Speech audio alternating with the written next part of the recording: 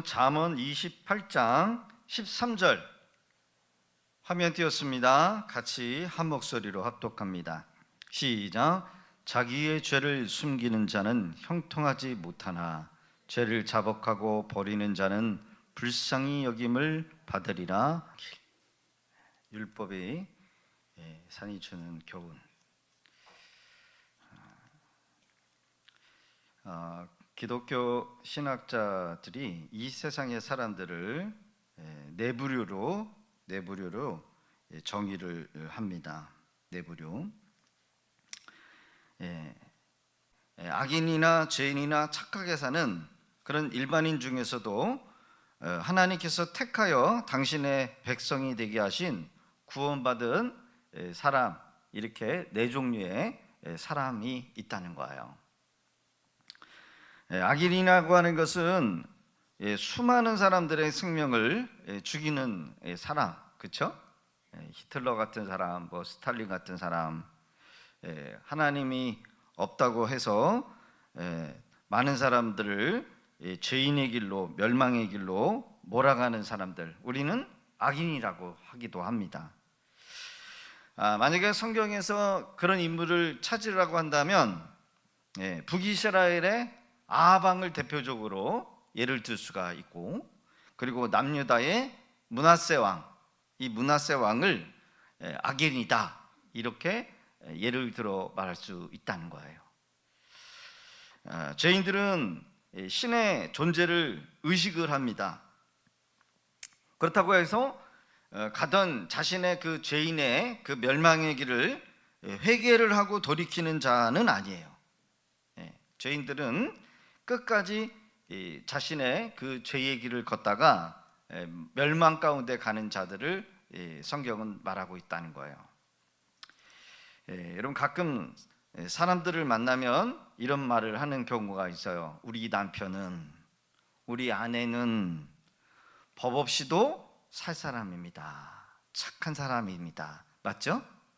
그런 말 해요, 안 해요? 가끔 여러분, 우리가 교회는 아니지만 세상 사람들 만나는 사람들 중에 저 사람 정말 착한 사람이야, 응? 법이 없어도 정직하게, 정말 성실하게, 도덕적으로 정말 깨끗하다라고 할 정도로 그렇게 착한 사람이 있어요, 없어요? 있어요. 손해만 보면서 사는 사람이 있어요. 그러나 착하더라도, 세상적으로도 공을 많이 세우는 사람이라 한다 할지라도 여러분, 구원과 상관이 있어요, 없어요? 성경은 구원과 상관이 없다라고 이야기를 합니다. 구원이라고 하는 것은 여러분 착해서 받는 것도 아니고, 여러분 어떤 공로를 세웠다고 해서 그 사람이 마땅히 저 사람은 구원받을 거야, 이렇게 생각할 수도 없어요. 여러분, 구원이라고 하는 것은 은혜로 받는 거예요. 은혜로 받는다. 은혜. 구원은 인간의 그 어떤 노력이나 자격이 되어서 받는 것이 결코 아니라는 겁니다. 그 증거가 에베소서 2장 8절의 기록이에요. 너희는 그 은혜에 의하여 믿음으로 말미암아 구원을 받았으니. 뭘로 받아요? 뭘로 받는데요? 믿음으로 받았으니 이것은 너희에게서 난 것이 아니오. 여기서의 너희다라고 하는 것은 인간이라는 거예요. 인간. 너희 인간에게서 그 구원이 이루어지는 것이 아니라 뭐라고 했냐면 하나님의 선물이라. 할렐루야. 뭐라고요? 하나님의 선물. 여러분 기억하실 수 있기를 바랍니다. 구원받는다라는 것은 죄를 많이 지었다라고 해서 못 받는 것도 아니라, 여러분 악행을 많이 저질렀다고 못 받는 것도 아니에요. 선을 많이 행해야 하는 것도 아니라 선을 행하지 못했다라고 해서 구원 못 받는다, 이것도 아니다라는 거예요. 구원은 뭐라고요? 믿음으로 말미암아 하나님이 주시는 선물이다. 여러분 이거 분명한 사실입니다. 그러게 오늘 이 철로 역정의 이 과정에서 중요한 교훈을 우리에게 주고 있는데, 그것은 여러분 크리스찬이 절망의 늪에서 도둑이라고 하는 산에 이르렀을 때 크리스천에게 상상할 수 없는 시련을 겪게 됩니다. 멸망의 도시에서 벗어난 이 크리스천은 그 절망의 늪에서 변덕쟁이는 멸망의 도시로 되돌아가. 이 순례자 크리스천은 멸망의 도상으로 향하지 않고 전도자의 도움을 받아서 다시 내가 이 길을 가고 말겠다라고 하는 굳은 의지를 갖고 가는 것을 봅니다. 여러분, 이러한 장면이 우리에게 의미하는 바가 뭐냐? 성도는 끊임없이 전진해야 한다는 거예요. 따라합시다. 성도는 끊임없이 전진해야 합니다. 중간이 없어요. 중간이. 구원을 위해서 계속해서 포기하지 않고, 여러분, 우리가 다시 옛 모습으로 멸망의 도성으로, 하나님의 진노하에 여러분 그런 삶의 그 모습으로 되돌아가면 안 된다는 거예요. 우리는 신앙생활에서 만남을 잘 가져야 돼요. 만남을. 여러분, 신앙에 내 유익을 주는 사람들을 만나야 돼. 믿으십니까? 신앙을 꺾고 믿음을 꺾고 야, 뭐 그렇게까지 신앙생활 필요가 있냐? 적당히 해. 적당히 쉬어가면서 해. 여러분, 이런 말 위로가 되죠? 위로가 되지만 여러분, 하나님이 말씀하시는 말씀 외에는 위로가 없어요. 사람의 말로도 여러분 위로를 얻어서는 안 돼요. 만나는 사람들을 우리가 잘 구별해야 돼요. 그래서 여러분들의 믿음을 실족당하지 않는 사람들을 잘 만나야 돼요. 절망의 늪에서 전도자의 도움을 받아서 이 늪에 나온 이 크리스찬은 다시 다짐을 합니다. 그리고 다시 마음을 다짐해서 길을 가고자 해요. 전도자가 하는 말 중에 뭐라고 얘기합니까? 앞으로 당신이 겪어야 될 시련은 지금까지 겪었던 이 초창기의 이 시련과는 아무것도 아니다라는 거예요. 더 많은 시험이 기다리고 있다는 거죠. 사랑하는 성도 여러분, 다시 한번 신앙의 다짐이 있으시기를 주의 이름으로 부탁드립니다. 신앙생활에 있어서 힘이 들고 어렵고 핍박이나 삶의 어려움이나 원하는 일들이 뜻대로 이루어지지 않더라도 여러분, 믿음의 길을 여러분 우리가 포기하지 않고 내려놓지 않고 예수 믿기 이전의 삶으로 여러분 되돌아가면 안 된다는 거예요. 예수 믿지 않았던 이전의 삶으로 되돌아가면 안 돼요. 저는 어릴 적부터 신앙교육을 철저하게 받아서 하나님을 떠나서 산다는 거는 생각을 못 해봤어요. 딱 한 번 해봤어요. 청소년 시절 때, 청년 시절 때. 내일부터 교회 안 나가야지. 여태까지 나갔는데 되는 노릇도 없었고 되는 것도 없었고, 그래서 나도 한번 교회 안 나가고 하나님 없이 한번 살아보자. 그렇게 마음먹는 딱 그 순간 30초도 안 돼가지고 하나님의 말씀이 팍 떠오르는데, 그게 로마서 8장 37절로 39절의 말씀이었어요. 하나님의 사랑이 너를 끊을 수 없다는 거예요. 아유, 안 되는구나. 그리고 진짜로 되돌려서 다음부터는 그런 생각을 하지 않았어요. 평생을 교회를 떠나본 적이 없고 평생을 교회 중심으로, 주일날에는 항상 공부를 못하더라도 저는 교회에 있었어요. 교회에 있었어요. 남들은 고3이라고 해서 학원에 가서 공부를 하고 그 시간에 그 기간만큼은 내가 참고 뭐 그런다라 할지라도 저는 공부를 못했어도 제 몸뚱아리는 항상 예배 시간에 교회에 있었다는 거. 여러분, 이게 은혜예요. 이게 은혜예요, 은혜. 그래서 가끔 전도하면서 이제 신앙생활 하신 분들을 이렇게 첫 걸음을 걸은 것을 보면 주일에 대한 생각이 어떤지 궁금해요. 여러분, 다른 종교는 한 번 하는 경우도 있죠, 그렇죠? 4월 초파일 날 해가지고 뭐 누가 오시는 날 그때만 가시는 분들도 계셔요. 그리고 생각하기를 살다가 마음이 무겁고 평안을 얻기 위해서 이렇게 가끔 가는 것이지,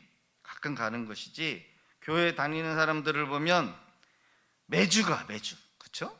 매주 올라가고 수요일도 올라오시고 금요일도 오시고 새벽 예배까지 나오셔요.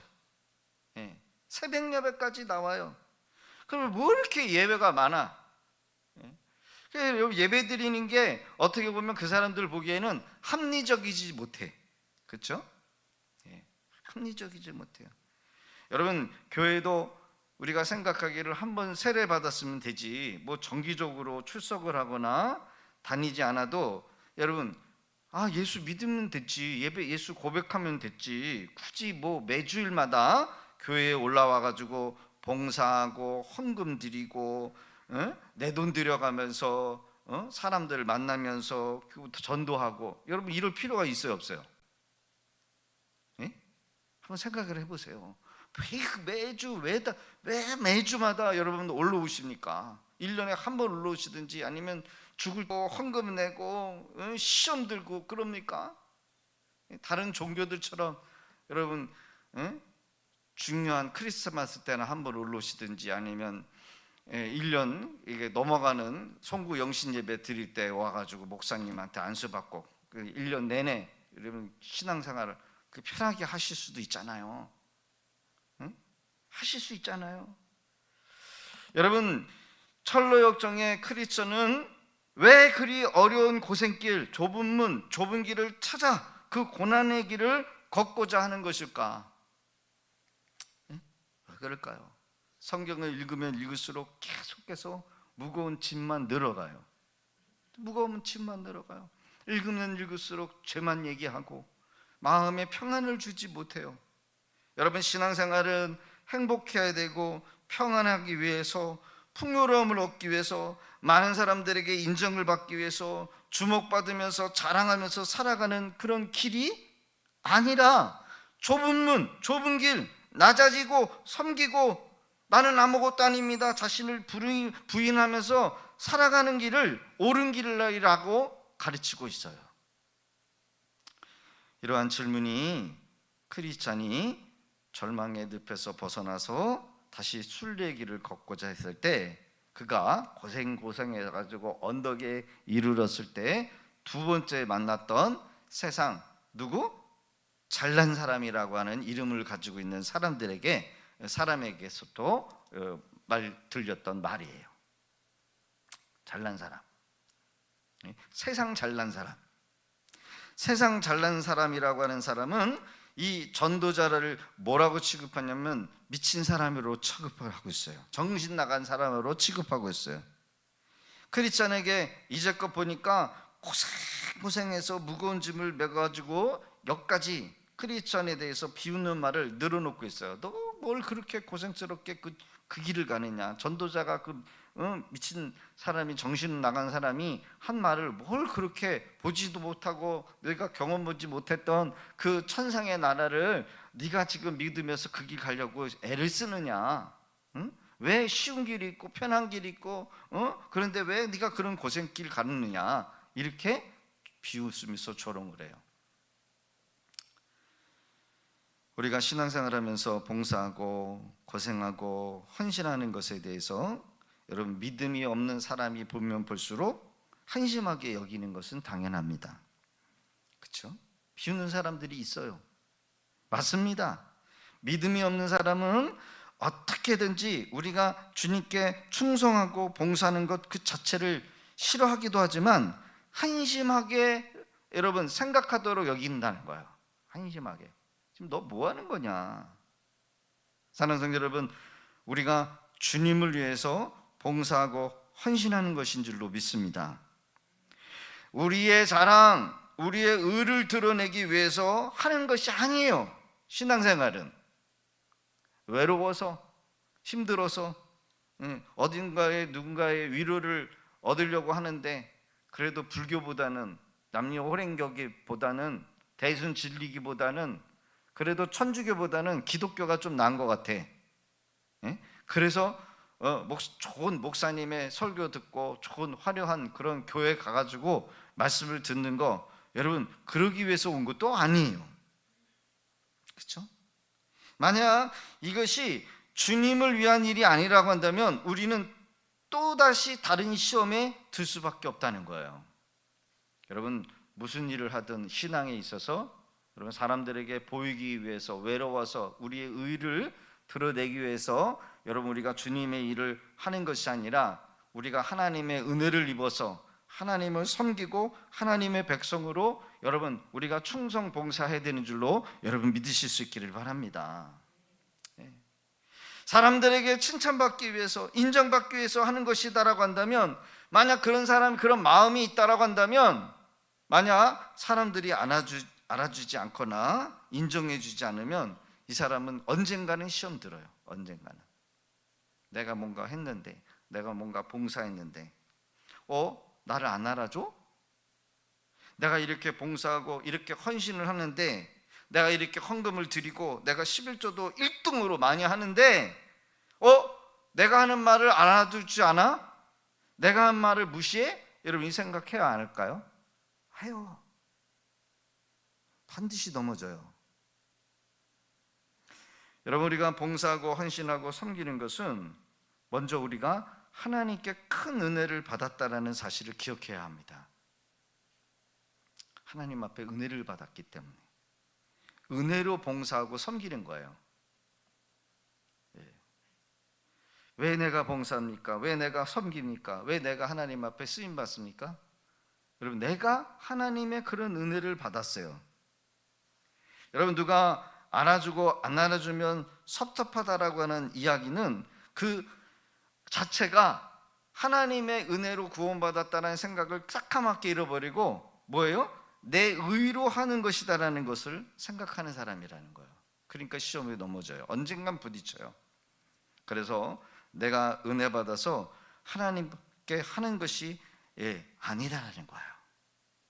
여러분 우리가 이것을 반드시 짚고 넘어가야 돼요. 짚고. 그렇죠? 우리 자녀들 중에는 부모님 밑에서 목회자로의 자녀로서 태어나니까 시키니까 어쩔 수 없이 할 사람이 없으니까 하는 경우도 있어요. 그렇게. 그러나 시간이 지어나서 세월이 흘러다 보면 주님을 인격적으로 만나다 보면 하나님이 나를 부르셨구나, 나를 구원하셨구나, 이 큰 은혜 때문에 그때부터는 여러분 내가 쓰임받고 내가 쓰임받는다는 이 사실에 뭐예요? 감사하면서 나 같은 인생도 하나님이 쓰시는구나, 여러분 이렇게 되는 거예요. 성경은 자기 의를 드러내는 자들에 대해서 이미 상을 받았다 이렇게 정의를 하고 있어요. 우리가 선을 행해야 되는 것은 마땅한 일이죠. 봉사하고 섬기는 것도 마땅한 것이에요. 그러나 여러분 그것은 구원받기 위해서 우리가 선을 행하고 또 하나님을 예배하고 섬기는 것은 구원받기 위해서 하는 게 아니라 여러분 주님의 은혜 때문에 하는 거예요. 은혜 받았기 때문에 하는 거예요. 주님께 여러분 봉사해도 그냥 주님이 그냥 무료로 하시는 게 아니라 주님이 칭찬도 주시고 우리에게 잘했다라고 상도 주신다는 겁니다. 우리는 그것을 위해서 달려가야 돼요. 사람에게 인정받고 상을 받으려고 하면은 안 된다는 겁니다.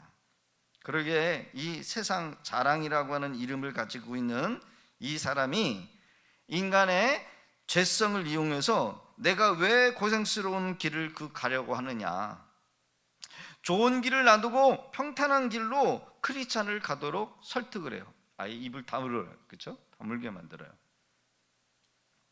그리고 그 무거운 짐을 다른 것으로 핑계하게 만듭니다. 결국 그 도덕과 율법이라고 하는 장소에 크리스찬을 몰아갔죠. 높은 산은 가히 이룰 수 없는 경지를 말해요. 크리스찬이 여러분 율법이라고 하는 산에 있었을 때 맨 꼭대기에 여러분 그 사람은 아마 모세를 가르칠 수 있다는 거예요. 모세. 율법을 모세에게 주어진 것 같이 이 모세라고 하는 율법이 여러분 높은 산 꼭대기에서 뭐라고 얘기합니까? 크리스찬을 올라오게 만들어요. 내가 너한테 내려갈 수가 없으니까 네가 나한테 올라와. 높은 산 꼭대기에 율법을 만들어 놓고, 여러분, 사람들로 하여금 이 율법 꼭대기에 올라와야 네가 네 가지고 있는 그 무거운 짐이 벗겨질 수 있어. 그 무거운 짐 그거 벗으려면 네가 율법을 다 지키면 돼. 그래서 여러분, 율법이라고 하는 이 큰 산에 여러분 지금 뭐가 있어요? 비석 같은 것들이 계속해서 올라와. 그렇죠? 이게 법을 말하는 거예요. 세상이 지나가면은 무슨 법도 지켜야 된다는 거예요. 도덕법도 지켜야 되고 율법도 지켜야 되고, 세상은 뭐 그렇게 자기 필요에 따라서 법을 막 만들어 놓고 그 법을 지키지 못하는 자들을 어떻게 해요? 힘들게 만드는 거예요. 힘들어요. 그래서 법을 지키면 지키려고 하면 할수록 힘들어요, 안 힘들어요? 힘들어요. 유튜브에 보니까 우리나라에 그 세금이 그렇게 많대요. 세금이 어마어마하게 많대요. 태어나면서 죽을 때까지 다 세금이야.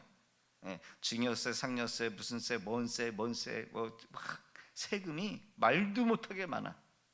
뭔 놈에 그렇게 세금이 많아가지고 사람들의 그 돈을 뜯으려고 하는지. 여러분, 법도 마찬가지예요. 도덕적으로 깨끗해야 됩니다. 완전해야 됩니다. 이것에 이르지 못하면 인간 취급하지 않는다는 거예요. 율법은 그래요. 세상 사람들이 남이 이르지 못하는 그 경지에 여러분 이루는 사람들을 쳐다보면서 자신을 비교해요. 그렇죠? 자신을 비교해요. 사람들이 남이 이루지 못하는 그 경지를 이루는 사람들을 쳐다봐요. 부럽다. 나도 저렇게 살아봤으면 좋겠다. 그래서 학벌이 높은 사람을 우대해. 그렇죠? 학벌이 높은 사람은 뭔가 다르긴 달라 보여. 그렇죠? 그러면 하버드 나오든지 아니면 서울대 출신의 법대를 나온 사람이 우리 교회 다니고, 만약에 대통령 수행원이 있고 돈을 한 몇 조 원씩 버는 사람이 우리 교회에 있다라고 한다면 여러분 어떻겠어요? 여러분, 국회의원이 이 자리에 앉아 있고 의원만 앉아 있어도 우리 교회는 벌써 퀄리티가 달라져요. 맞지요? 없는 게 참 감사해요. 저는 11조 막 1,000만 원씩 막 내는 사람이 있다라고 한다면 뭔가 달라질 거는 달라질 것 같아요. 그렇죠? 제가 달라지지 않을까. 그런 사람이 없는 게 감사해. 여러분, 명문대학, 남들이 이룰 수 없는 경험을 가지고, 배경을 가지고, 또 검사가 있고 판사가 있고 또 세계적인 박사와 학자가 있고 명예교수가 있고 대기업의 사장님이 우리 교회에 다니고, 만약에 성공한 재벌, 금수저, 정말 가히 이룰 수 없는 그 경지에 이르는 그런 재력가, 어떤 사람은 여러분 한 달에 2억씩 번다 그러나? 그런 사람이 있대. 여자 강사님인데, 여자 강사님인데 그걸 뭘 하는지 모르겠는데 그냥 한 달에 2억이 넘게 여러분 수입이 들어온다는 거야. 돈을 물쓰듯 써. 초월했어. 완전히 이제 돈에 대해서 초월을 한 사람이에요. 보니까 결혼도 안 했대. 그랬더니 남자들이 막 눈이 반짝반짝거리는 거야. 그 여자하고 결혼하면 어떤 삶이 펼쳐질까. 예술가, 기계공, 학술적인 경륜을 여러분 세상 사람들은 치켜 세워요. 그렇죠? 박수를 쳐주고 대단한 사람이다. 과히 인간이 이룰 수 없는 그런 경지에 이른 사람을 부러워하고 높이고 존경하고 동경을 해요. 세상은 그래요. 그러나 성경은 윤리나 도덕이나 율법이나 그 어떤 것으로도 인간을 죄에서 구원해내고 지옥과 사망의 권세에서 사람을 구원할 만한 방법이 없다라고 이야기를 하는 거예요. 돈이 많은 것도, 물론 돈 많으면 좋죠. 명예가 있고 권력이 있고 남들이 이룰 수 없는 그런 경험과 경지에 이르는 그런 사람이 있으면 좋죠. 그렇죠?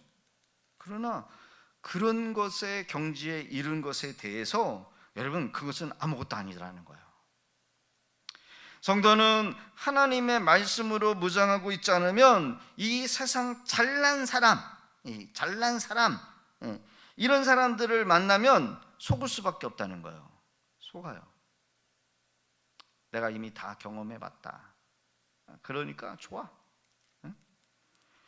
내가 몇 조가 있고, 내가 세계 유명한 사람들을 다 만나고 있고, 땅이 수천 평, 수만 평을 가지고 있고, 전 세계적으로도 뭐 가지고 다 있는데, 그런 사람이 말 한마디 해가지고 강연을 해봐요.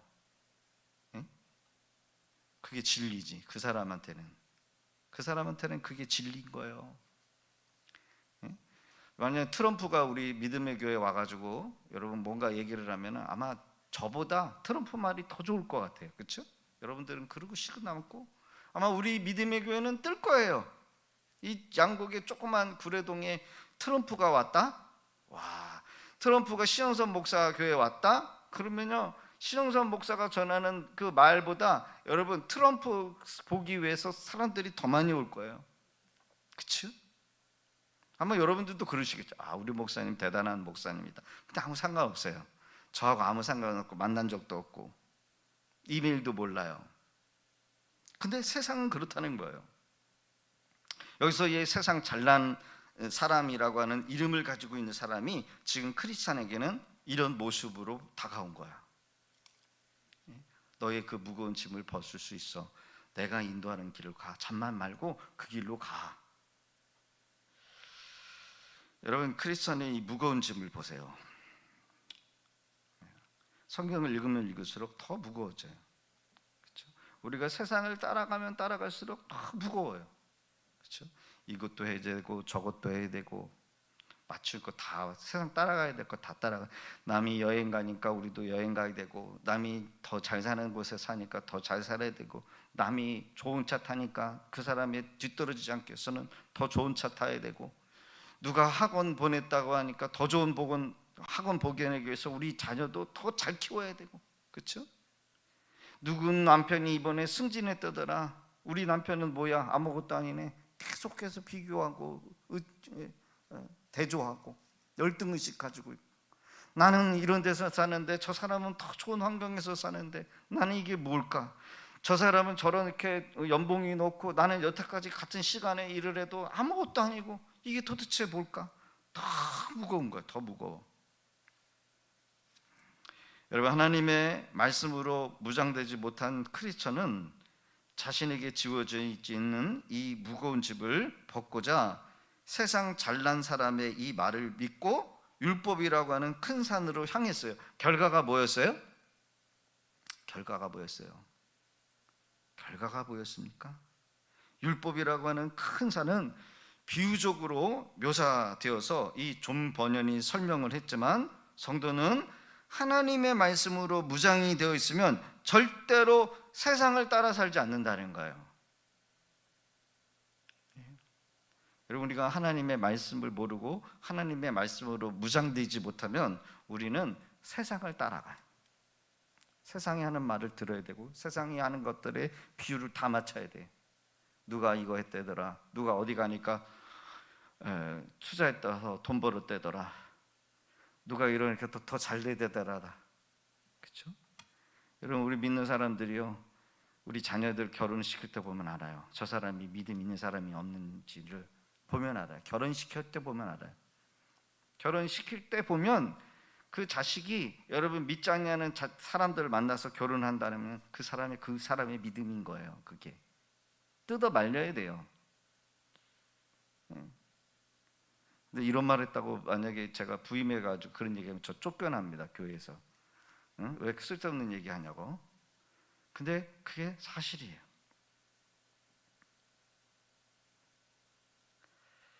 율법의 산이 묘사하는 것은 인간은 하나님의 은혜 없이는 절대로 율법이 요구하는 것을 완벽하게 행할 수 있는 사람이 없다라는 것을 보여주는 겁니다. 그래서 산이 높아요. 산이 꼭대기까지 높고, 그 인간은 거기에 이르려고 무진장하게 애를 쓰는 거예요. 무진장하게 율법을 다 지키기 위해서.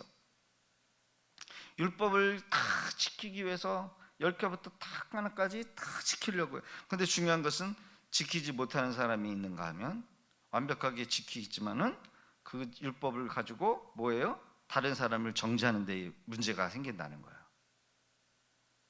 그러나 성경은 뭐라고 얘기하냐면 율법을 지키는 사람도 없고 한 가지만 어겨도 나머지 10개 다 어기는 것 같고 똑같이 취급한다는 것이고, 그리고 율법으로는 여러분 의에 이룰 수 있는 인간은 단 한 명도 없다라고 성경은 그렇게 선포하고 있어요. 사울이 율법을 어긴 자들을 잡아다가 고소한 것도 율법이라고 하는 법에 근거해서 스데반 집사를 율법으로 근거해서 돌팔매질해서 죽인 거예요. 스데반 집사가 여러분 사울의 발 아래서 돌팔매질해서 죽잖아요.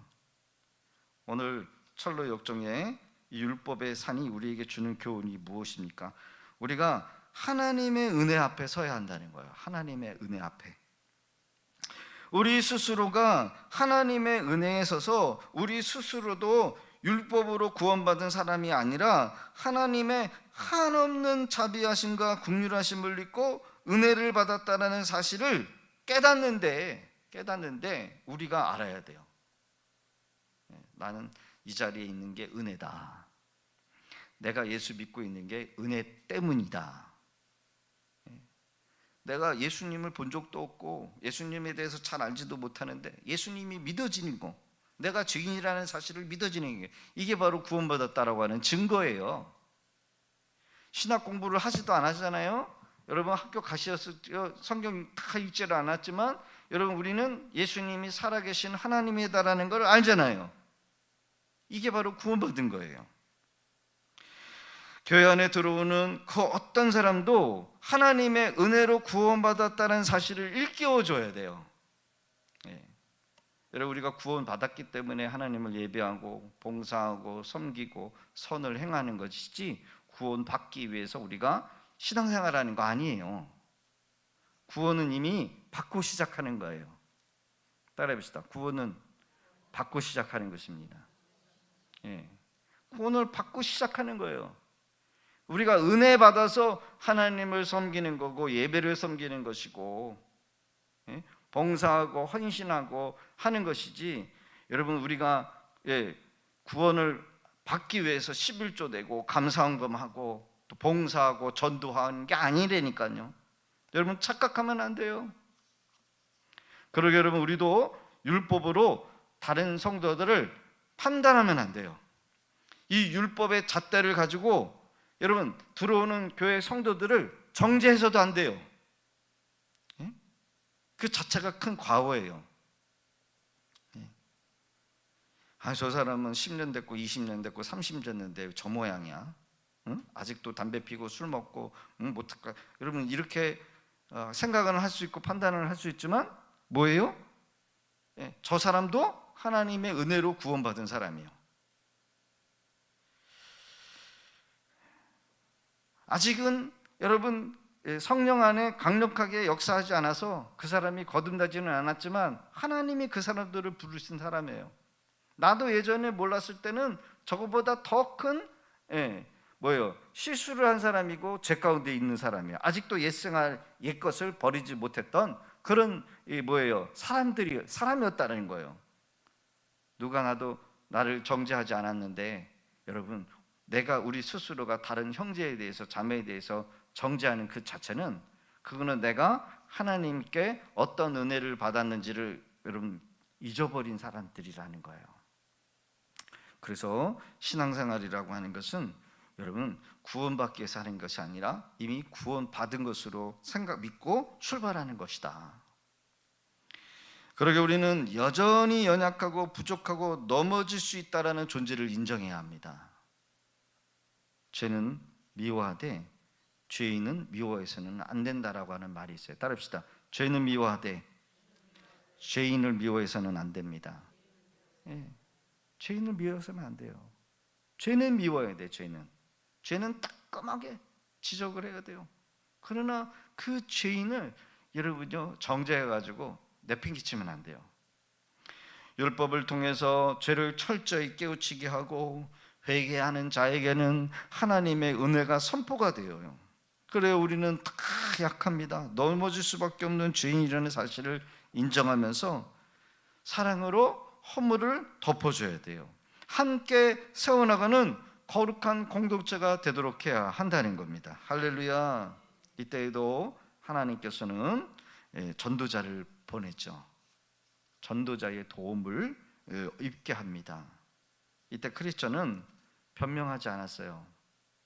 아내가 절망의 늪에서 빠져나와서 전도자의 도움을 받아서 전도자가 이르려고 하는 길을 가다가 거기서 원치 않게 세상 잘난 사람을 만났는데 이 짐에 대해서 물었더니 이쪽 길로 가라고 그 사람이 제시를 했을 뿐이다 이렇게 했는데 그것 자체가 아니라는 거죠. 호통을 쳐요. 호통을 쳐. 그렇죠? 이 율법이라고 하는 산에서 보낸 전도자의 말을 듣고 이 크리스찬은 변명하지 않고 회개합니다.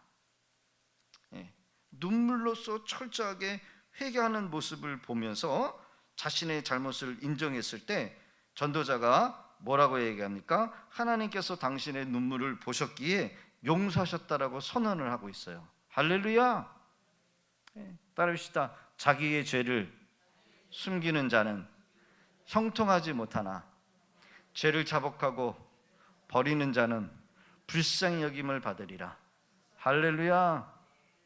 우리가 매 순간순간마다 교회에 올라와서 하나님의 말씀을 들어야 될 이유가 무엇입니까? 그냥 중요한 교훈을 얻으려고요? 마음의 평안을 얻기 위해서? 아니에요. 우리는 천국 가는 그날까지 매일 하나님의 말씀으로 씻음을 받아야 돼. 씻음을. 여러분 거울이 없으면 여러분 내가 얼굴에 뭐가 묻었는지 알아요? 몰라요? 몰라요. 율법이 없으면 내가 죄인이라는 사실을 몰라요. 그러게 우리는 하나님의 말씀 앞에서 매일매일 올라와 가지고 말씀과 기도로 거룩해져야 돼요. 할렐루야.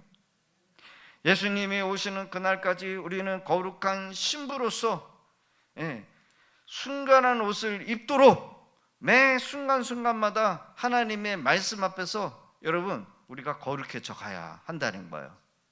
신랑이 왔을 때 세상에 찌든 옷들, 세상에 더럽혀졌던 그 옷들을 입고 신랑을 맞이할 수가 없어요. 그래서 우리가 항상 기도하고 깨어서 매 순간순간마다 우리 스스로가 여러분 주님 앞에 부끄럽지 않는 삶을 살기 위해서 기도와 말씀으로 깨어 있어야 돼요. 여러분 누가 우리의 죄를 말합니까? 여러분 무당이 우리의 죄를 말할까요? 여러분 도덕 선생님, 윤리 선생님이 여러분 우리의 죄를 말할까요? 다 사람들은 죄인입니다. 똑같이 범죄해요. 당신이나 나 똑같아요. 그래서 어쩔 수 없어요. 여기까지는 말할 수 있겠지만 여러분 하나님의 말씀만이 우리를 깨닫게 하시고 죄인이라는 사실을 보게 하시고 더 나아가 여러분 하나님의 은혜와 국률함을 입을 수 있도록 길을 열어주시고 계시다라는 거예요. 오늘 이 밤에도 잘 올라오셨습니다. 세상으로 되돌아가지 마시고 우리의 죄 때문에 절망하지 마시고 또 넘어질 수 있어요. 또 실수할 수 있어요. 또 죄에 노출이 되어서 또 그릇된 길을 갈 수 있습니다. 그러나 우리가 끝까지 붙들어야 될 한 가지 사실은 우리가 이 구원의 길을 계속해서 걸어가야 한다는 거. 계속해서 걸어가야 한다는 거. 할렐루야. 우리는 구원을 받았지만 이 구원의 길에 멈추면 안 돼. 멈추면 뒤돌아봐서도 안 돼요. 계속해서 거룩한 길로 가야 한다는 거예요. 할렐루야. 다른 길은 없습니다. 오직 믿음의 길을 걷는 저와 여러분들 다 되실 수 있기를 주의 이름으로 축복합니다. 할렐루야. 오늘 주시는 말씀 붙들고 우리가 함께 기도해요. 이 이 율법의 산, 도덕의 산에 크리스찬은 다른 사람의 말을 들었고 그것을 선택해서 갔다는 얘기는 그 안에 말씀이 없었어요. 말씀이 있으면 절대로 속지 않습니다. 말씀이 있으면 세상 사람들의 자랑, 세상 사람들의 비교의식, 세상 사람들이 말하는 그런 세상 헛된 것에 우리가 마음 뺏길 일이 없어요. 하나님의 말씀이 없으면 세상 자랑, 세상 하는 거, 유행 다 쫓아가야 돼요. 다 쫓아가야 돼요. 세상 사람들이 추구하는 거 다 추구하면서 가야 돼요.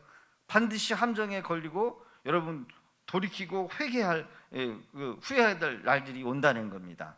그러나 우리가 가야 될 거룩한 길이 있어요. 여러분, 거룩한 길을 가기 위해서는 좁은 길을 들어가야 돼요. 세상이 원하는 것들 다 짊어지고 다 행하면서 갈 수가 없습니다. 하나님의 거룩한 길을 걸어가기 위해는 단순해야 돼요. 짐이 없어야 되고 깨끗한 옷을 입어야 되고 성결해야 돼요. 세상은 그렇게 얘기하지 않습니다. 해볼 거 다 해보라고 거예요. 이것도 해보고 저것도 해보라고 유행 따라가라는 겁니다. 여러분, 우리는 세상 사람들이 하는 거 다 하면서 갈 수 없어요. 여러분, 뒤를 돌아보지 마시고 세상으로 다시 돌아가지도 마시고 세상 사람들 부러워하지도 마시고 우리 각자 주님이 우리에게 원하시는 그 믿음의 거룩한 길을 여러분 가고자 결단하는 그런 저와 여러분 되시기를 주의 이름으로 축원합니다. 이 시간 우리